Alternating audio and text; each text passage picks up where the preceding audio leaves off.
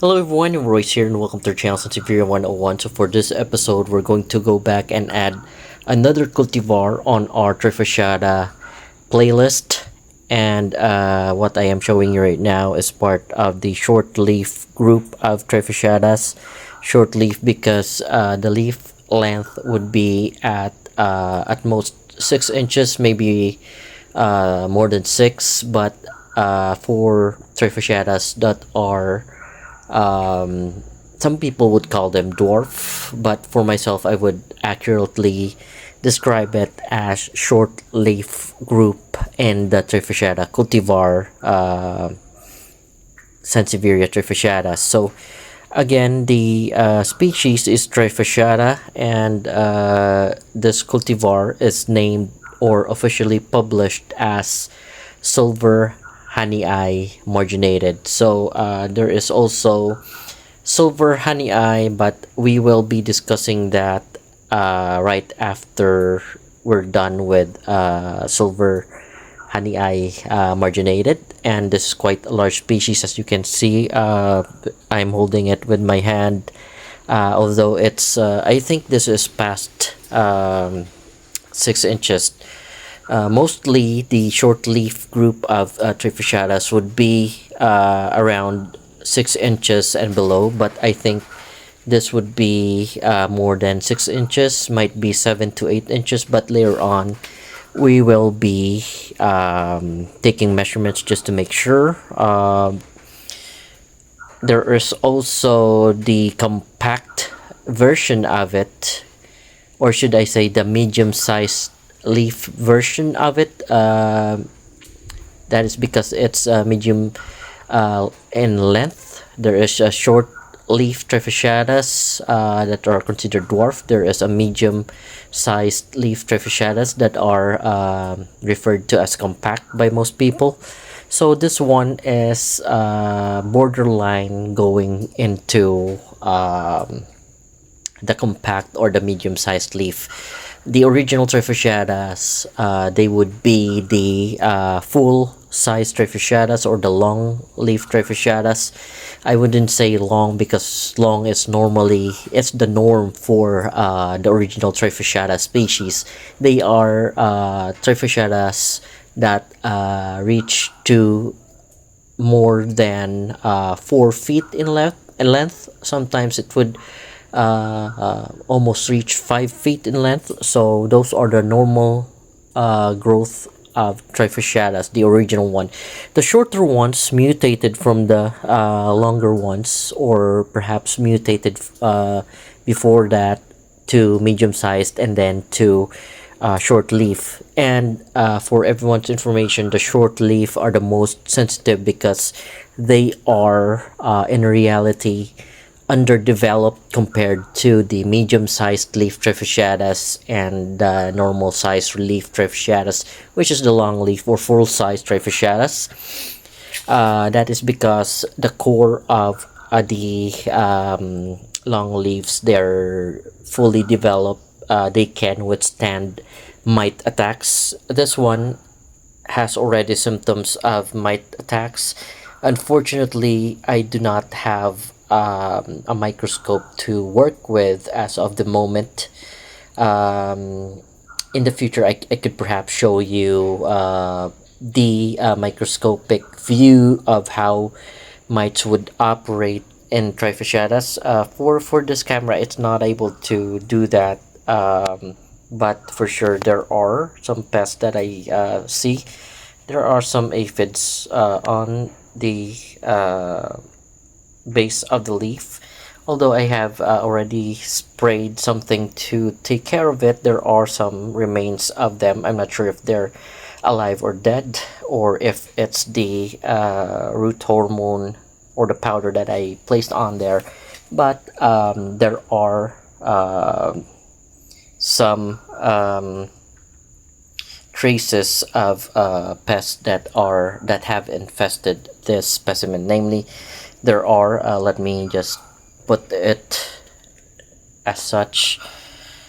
These markings are markings of mite attacks. This round bruise on here, or round wound on here, these are mite attacks. This other one is also reddish bite.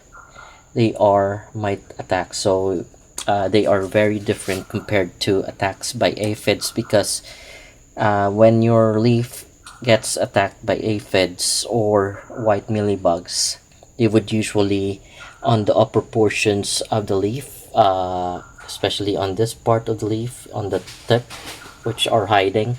And also, if you these are hiding spots for them, so there are usually, if they're infested, you would see them hide on the undersides of the leaf. They don't want to be exposed. But for mites, it is very or close to impossible for them to be attacking on the upper portions of the leaf. So for mites, they always go to the base of the leaf. This is the base of the leaf. That's the where the leaf attaches to the stem. And by the way, folks, the full-size trifasciatas do not develop stem-like structure.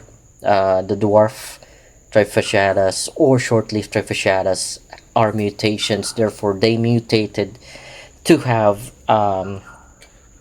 they mutated to have stem-like structure. So this part over here, this is already stem structure. So as they grow further, there are times that they can grow more leaves on the top portion, and they become towering type.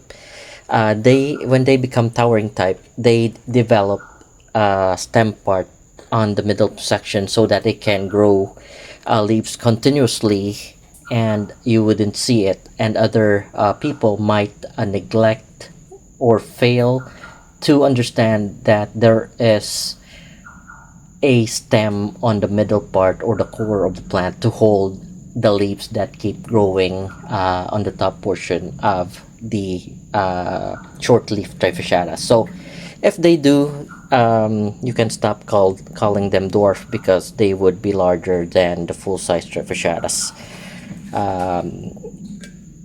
Going back to the discussion, I just received this specimen, so it did not grow from here.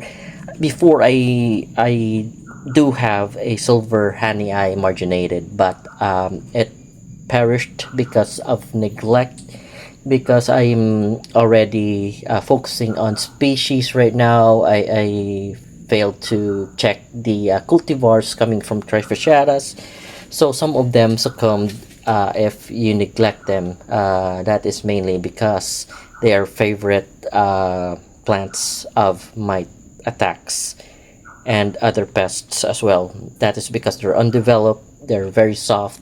That is why mites would love to chew on them. And aphids, they're like they're magnet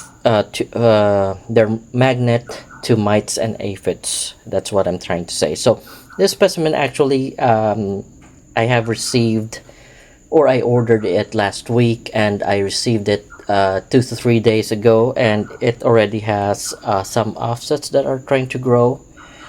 Some of the root systems, I'm not sure, but they're pretty dried off. There are some root systems that are still alive. So what I'm going to do is I'm going to plant this, and then perhaps put a root system. I'm sorry, a root growth powder for them to stimulate root growth on this specimen. So this leaf actually broke in two. That is because the stem part kept on growing larger. So this is very large in diameter. Later on, we will be taking a measure of the diameter, or perhaps I can. I'm just careful not to drop it, but I think I have the tool here to measure. So for everyone's information, this is a very large stem growth for this specimen, or for this trifasciata short leaf. type.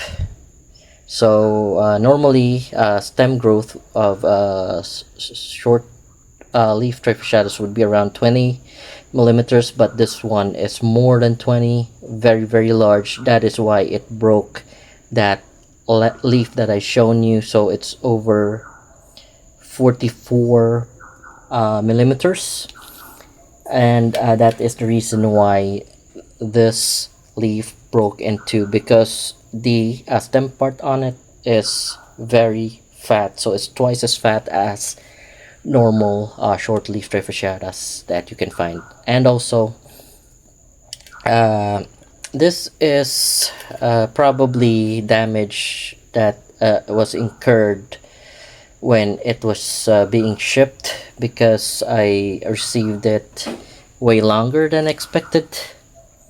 So this one is already cured. This one is a bit new. So I'm going to give you a tip to how to, it's kind of fix into how to make them dry off faster, so that they would stop spreading in a larger scale, or getting larger. So first thing is that if you spot them to have this type of fungal infection wherein it's watery, they might have absorbed more than they can, or it was caused by some fungal infections of some sort. What I think is that the excess water will be disposed of by having this type of infection. So they can't grow as fast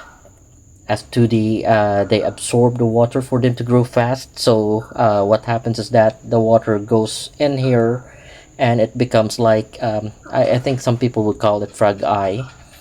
So to fix it, I would use the tissue to make sure. I would crush it as such, because if you don't, if you just leave it, there's probably the infection would grow larger if you don't do this. So the sooner that you find them, you should get the excess water off of it. So the best thing to do is to apply the tissue paper as such, then try to press it. As you can see, the excess water is evident to have been absorbed by the tissue. Then after doing that, what I would do is I would apply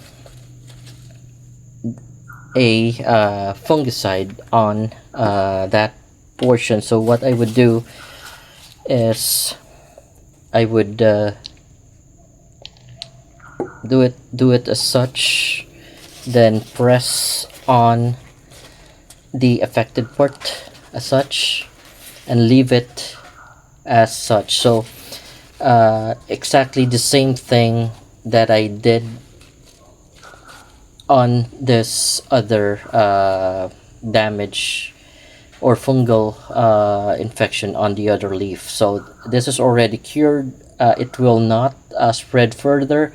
Same method that I'm using on the other one, and perhaps I'll update you in the future about the appearance of what I did to show you the effectivity of the method that I am using. So far it works for me, and it saved a lot of trifasciatas from having the infection grow larger. So next is I would be planting this trifasciata, and after which we will be taking measurements. So I'll have to clip the camera so I can plant this Silver Hahnii Marginated. Alright folks, so there you go.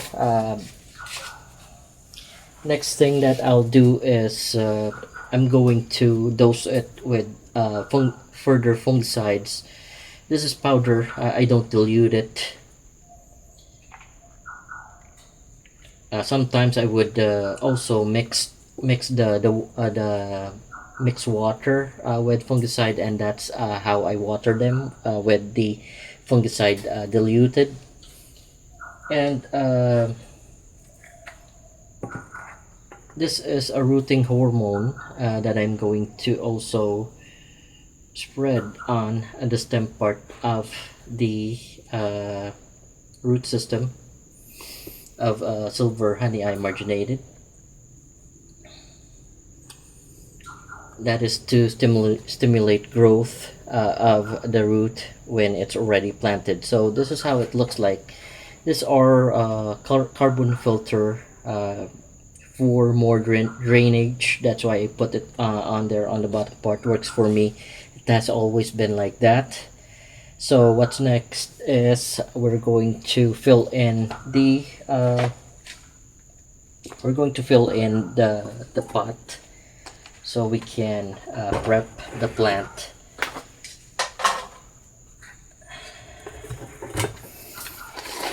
to be potted. So fill in the pot as such.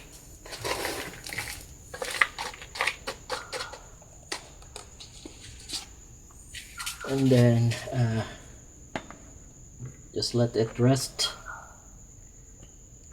It's too deep, I think. There you go. So we're just going to fill in the pot. Don't worry about the offsets, because they will just find their way up into the surface when they're buried below.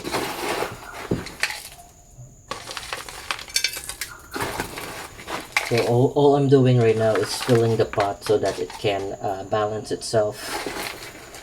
Can now balance itself. And then perhaps I will put some small stones on the sides of it, so to keep the balance. But right now I'm going to leave it as such.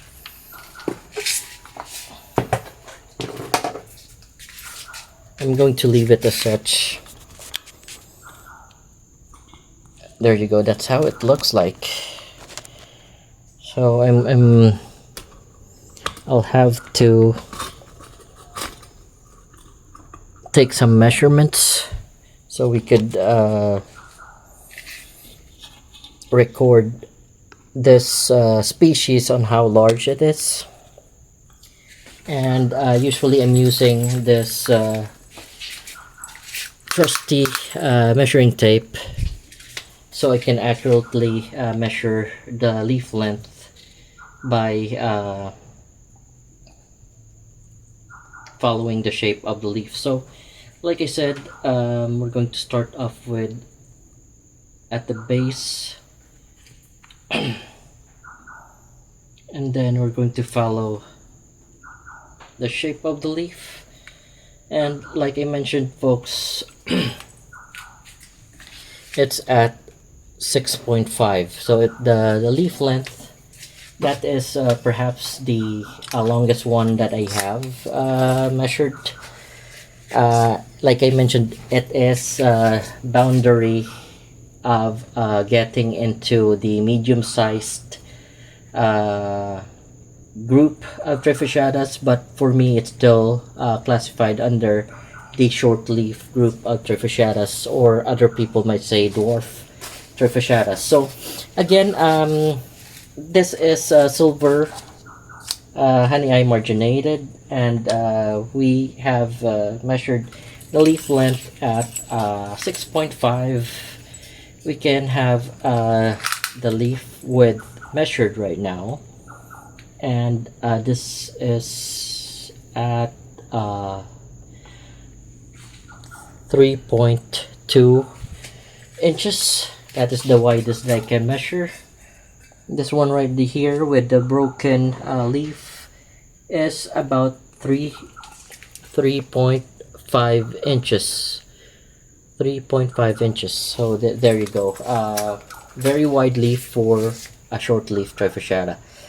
And just to give you a brief background, Silver Hahnii Marginated is also known with a lot of trade names such as Night Owl.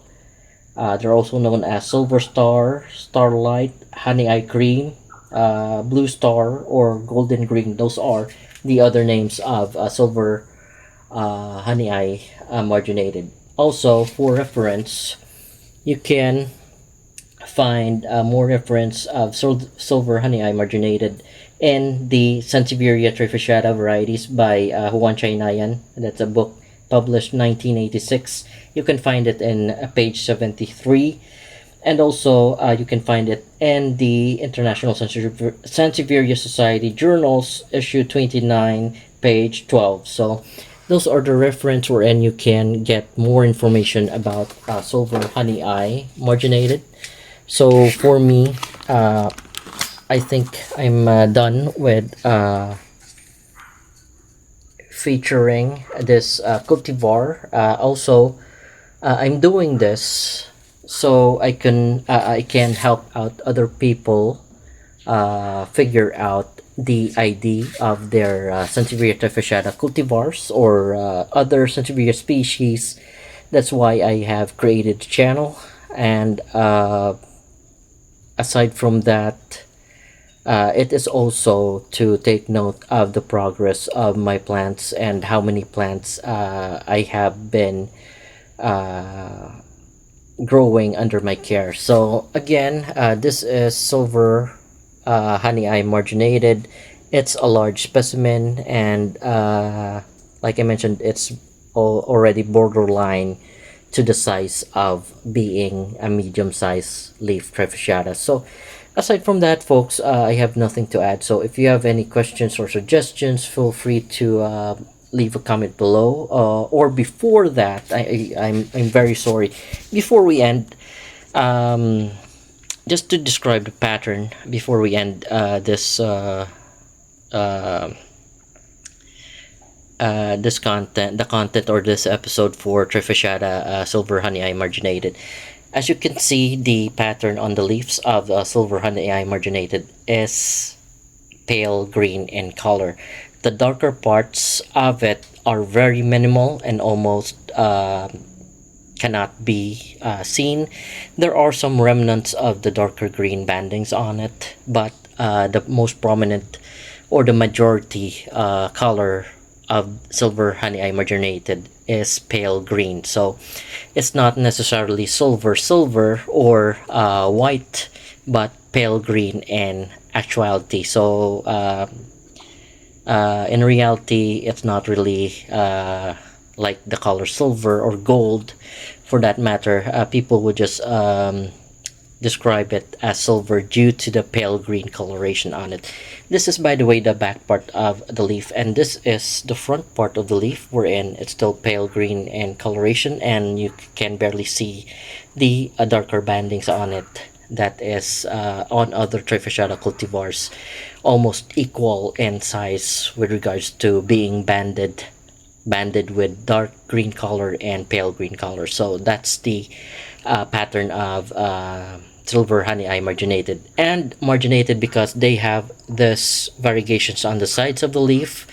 They're not really bright yellow as you can see in the other cultivar Hahnii Marginated.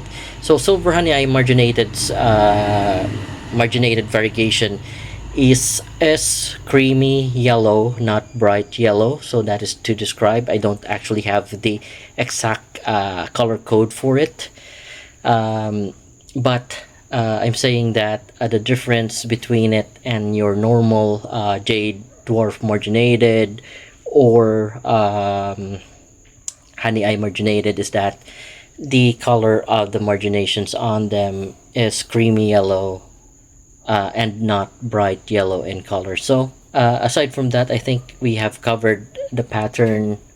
We have covered the background of it. There is nobody that claims the discovery of Silver Hahnii Marginated. So I guess it came in as a mutation in someone's nursery. So aside from that, I have nothing else to add. So again, if you have any questions or suggestions, feel free to leave a comment below. And if you like what I have presented, folks, please don't forget to like and subscribe to our channel. Thank you for watching, and you all have a great day.